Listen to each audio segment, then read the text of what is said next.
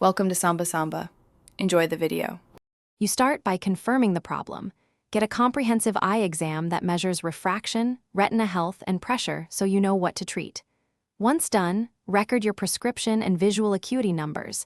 These guide choices like glasses, contacts, or referral for surgery. Make sure to tell your clinician about screen habits and medications because those affect treatment. If necessary, begin a temporary correction. Trial glasses or contacts right away so you can function while you plan the next steps.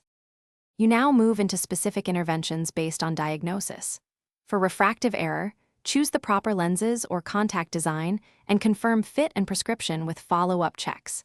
If myopia is progressing, discuss medical options like low-dose atropine or orthocretology.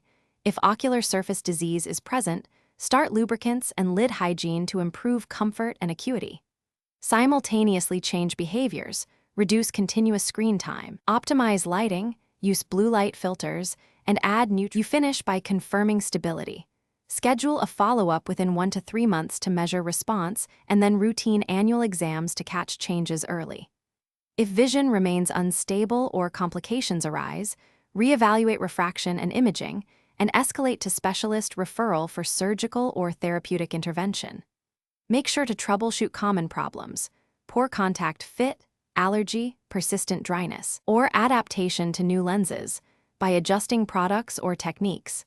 If symptoms persist despite corrections, return to your clinician promptly for targeted testing and treatment.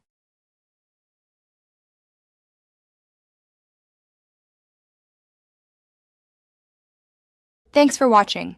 Consider subscribing if we helped you.